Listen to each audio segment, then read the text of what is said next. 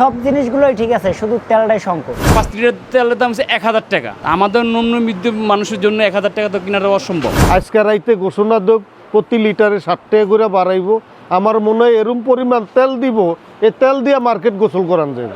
মানুষ কইতে সিন্ডিকেট, মানে সিন্ডিকেট হলে আমরা তেল পাবো না কেন? ভুক্তভোগীরা আমরা তেল পাবো না কেন? আমরা দোকানদারে পাইতেছি না, সাধারণ মানুষ পাবলিক কি পাইবো? এটা আমি এখানে যে অন্য পামল তেল পাইতেছি 160 টাকা লিটার বলে। সয়াবিন তেল এটা কত টাকা হইতে পারে? জিজ্ঞেস করি, বলে যে তেল নাই, মানে আছে কিন্তু ওনাদের রাখা একটা যেটা ওটা বলে যেটা বেচা, এটা মনে হয় স্টক করা স্বাভাবিক, কারণ তেল তো যথেষ্ট মনে হয় বাজারে আছে ঠিকই, কিন্তু দিতে চায় না। তেল ব্যতীত সব জিনিসের দামই স্থিতিশীল আছে, এটা অস্বীকারের কিছু না, দাম কম আছে। তেলের এই সংকটটা আরো 1 মাস আগের থেকে চলতেছে। সব জিনিসগুলোই ঠিক আছে, শুধু তেলটাই সংকট। সাপ্লাই কম, দোকানদারেরাও পাইতে আসছে না, এজন্য দোকানদারেরাও কাস্টমারকে পরিপূর্ণটা দিতে পারতেছে না। দুই একটা কোম্পানি যাও দিচ্ছে, তাও তারা রেশিও ঠিক করে দিচ্ছে। তো মার্কেটের চাহিদা প্রায় 100 টন, 50 টন, 60 টন, সেখানে মাল পাচ্ছে 10 টন, 12 টন, 8 টন, 6 টন।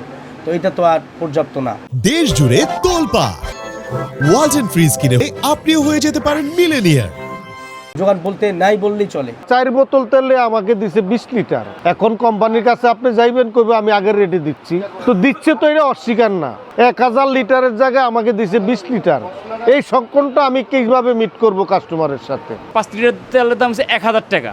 আমাদের নিম্ন মধ্যম মানুষের জন্য 1000 টাকা তো কেনাটা অসম্ভব। আগের বছর একটু মনে তেলের দাম একটু কম ছিল, কিন্তু অন্য সব জিনিসের মধ্যে খেজুর, মানে তরিতরকারি একটু কম আসছে। একটু কোম্পানিগুলোর সাথে একটু পয়সালায় কম্প্রোমাইজ করতো, তাইলে এই সংকটটা বাজারে সৃষ্টি হয় নাই। কেন যে করতেছে না আমি বুঝি না। প্রচণ্ড পরিমাণ মাল আছে, তাদের সব সিন্ডিকেট। আজকে রাইতে ঘোষণা দেব প্রতি লিটারে 60 টাকা করে বাড়াইবো। আমার মনে হয় এরম পরিমাণ তেল দিব, এই তেল দিয়ে মার্কেট গোসল করান যাবে। 2-3 দিনে আজকে মাল দিছে, মনে করেন 2 টন 3 টন মাল দিয়েছে। 2-3 টনে তো আপনার 300 টনের মার্কেট তো কভারেজ সম্ভব না। সরকারে তো দেখতেছি মনিটরিং করতেছে, কিন্তু ওইরকম তো দেখতেছি না। তারা বলতেছে যে বাজারের দাম কম আছে আগের বছরের চেয়ে, এবার বেশ শিথিল, এটা বললো।